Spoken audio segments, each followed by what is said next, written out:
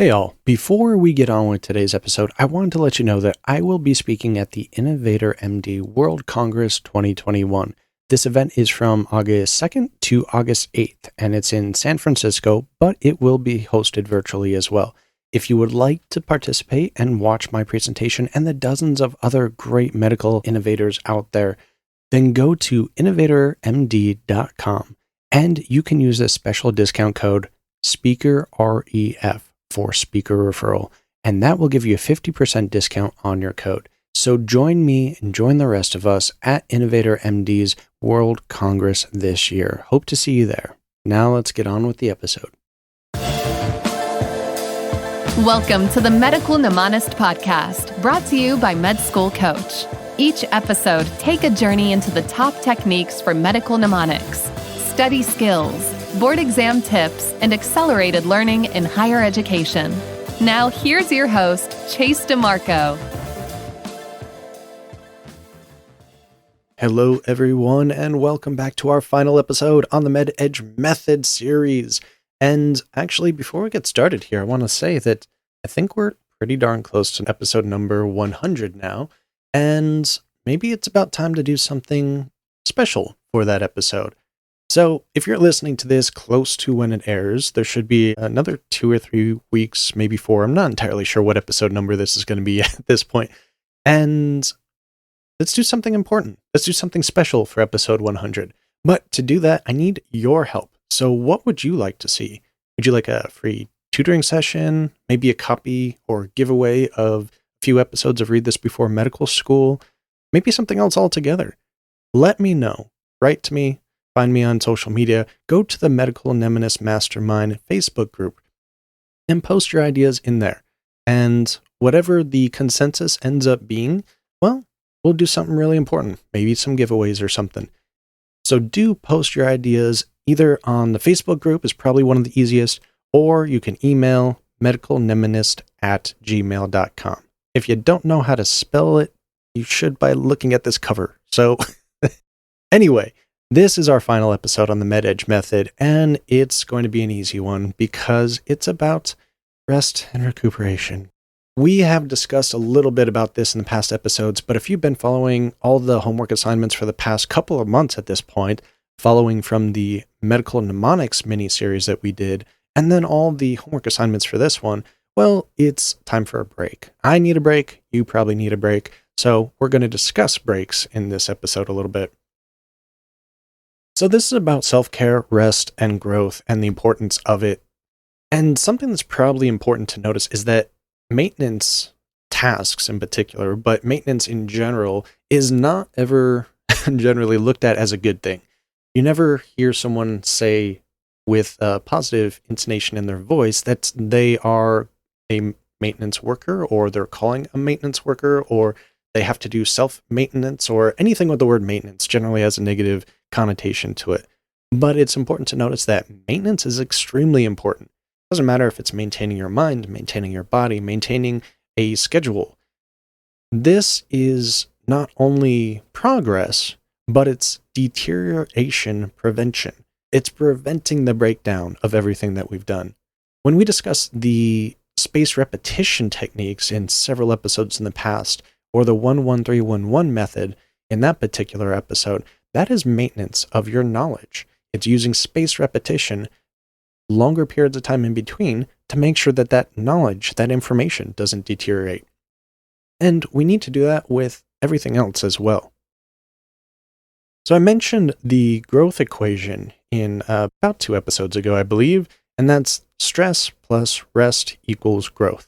So if we've been doing all of these assignments, these new tasks, getting a better handle on the techniques discussed throughout the MedEdge method, and doing the homework assignments, journaling it, etc., well, those have been our stress tactics. So now we're going to discuss resting a little bit more so that we can see ultimate growth. So let's start off with a little bit of self-care. And these tasks can vary from person to person, and your definition can vary from person to person. So basically, anything that really makes you feel better about yourself. And it can be somewhat superficial at times. Working out is obviously going to be something that benefits me, or meditating, Or if you're religious, then maybe praying or some other spiritual practice. But sometimes this can be something as simple as, I'm going to take myself to the movie this week. I'm going to go do my nails. I'm going to, do something that makes me feel better about myself in some way or another. Since we need breaks, we need to break up the monotony, we need to rest in order to grow, why not utilize that time too, instead of being a couch potato, to go do something that also makes us feel better about ourselves, boosts our confidence, makes us look better, makes us feel better. Something that gets you out of the mindset that you've been stuck in for the past week or past couple of months. Go for a hike. Just go walk in nature. Take your dog to the park that you haven't for a while. I know I'm not doing that right now because it's Las Vegas and it's summer, so it's way too hot. But find a couple activities, not just one, several, that you might be able to do to make yourself feel a little bit better and kind of de-stress, declutter the mind, and reinvigorate you so that you can continue on with this never-ending cycle of lifelong learning that you're going against for your whole career here. And it's really important to think of not just for the short-term benefits of these, but for the long-term. Things like burnout and just these chronic issues of stress can really weigh down on us and decrease our efficiency over time. So taking little steps here and there, taking those little breaks, doing a little self-care once in a while is going to prevent those things from building up to the point where, it becomes unmanageable.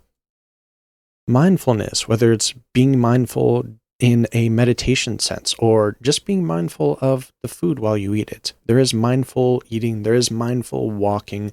There are many different types of techniques that really help bring you back to center, so they say. I know that sounds very woo-woo, but really it's just saying you're focused on right now. You're not worried about the past and thinking about the future, because that's taking your mind and splitting it up into too many different ways anyway. So once in a while anyway, focus on the now. Block out everything else, and mindfulness techniques are some of the ways in which you could do that. I also recently came across in a book a phrase that I really found interesting, and it's that procrastination is a form of self-hate. It took me a minute to really decipher what that meant to me, and they do go into a little more explanation in the book, but I think it means something a little different depending on where we're at, what we're procrastinating, and what the reasons are. But procrastination prevents us from being our best selves, from being more efficient, from getting to the goals that we've set. And sometimes it's just a disproving manner to ourselves, saying, hey, you're not good enough for this. We'll put it off till later. You don't know enough. We'll wait until you've developed this skill or this knowledge base. And procrastination just doesn't really help. It just builds up, as we probably all have experienced at one point or another. And I would say that one thing many of us, and I'm saying from personal experience, procrastinate, is this self-help or self-care or growth status. Just pushing forward constantly all the time, or when taking breaks, not making them maybe the healthiest breaks. Maybe instead of going for a walk, keep using the example of being a couch potato. Those are kind of in my phrasing of this for this lecture. Procrastination, they're doing harm to ourselves. They're not doing benefit. So kind of keep that in mind. When was the last time that you had planned you were going to go for a walk or go to the gym today, or maybe eat a little healthier and you got lazy? You didn't go out. You ended up ordering food in or going to the fast food joint. Those could be, in some sense, considered procrastination here. So don't self-hate. Do what you need to do, get what you need to do done, and rest and recuperate so that you're better off for it in the end and getting the most benefit from it. Another great quote that they said is, the smallest of implementations are greater than the greatest of intentions. So that really sounds like something a lot of us would probably fall into the category of thinking anyway, is we have these grand intentions and they prevent us from taking these small levels of implementation. Let's use that gym example I gave earlier. Maybe I say that I want to do X amount of a workout today, 30 minutes, hard, intense workout. And then gets around the time I'm supposed to go, and I'm just too tired. I don't want to do anything. Or if I can't do the full workout I planned, then I'm just going to save it for tomorrow. Well, instead of that, maybe do the small intention. Do the small implementations. just do a small workout. A couple minutes running in place, a few jumping jacks, a couple of push-ups, whatever it is for you. 5-10 minutes, easy workout as opposed to doing nothing can go a long way. Or eating healthier. Instead of creating this elaborate healthy meal, just throw some lettuce and a couple of vegetables together in a bowl, put some dressing on it. Whether it be the process of creating a salad and chopping everything up, or just throwing a bunch of stuff on a plate and, throwing some ranch dressing on the side and having some finger foods to eat from. Don't let anyone tell you that a veggie platter is not a meal. I hope the point's the same either way. Make the small changes here and there, whether that's adding a little more to your self-care routine, or, when you're not feeling like doing the whole planned out event, do a little bit. And just make sure to take those breaks to do things that are going to reinvigorate you, rejuvenate you, and decrease that burden and that stress that you're probably feeling pretty chronically. So that's really all I have for you this week. Again, this is the last episode for this mini-series. If you want anything special for episode 100, do contact me at that Gmail account, medicalnemonist@gmail.com, or the Facebook group. You can find that probably pretty easily, Medical Mnemonist Mastermind Group. And actually, I am going to give you a little homework, and that is to do something today or this week for self-care. Plan it out, pick an option, maybe a couple options, and you'll see which one works out better for you, and just take some time off to take care of yourself. That's all I got for you. Next week, we'll have a great episode coming up, and I hope to see you again then.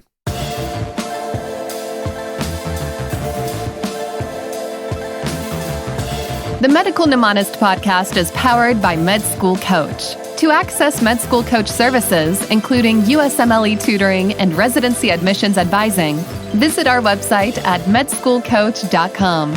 Good luck as you prepare for your board exams, and we hope you tune in again next time.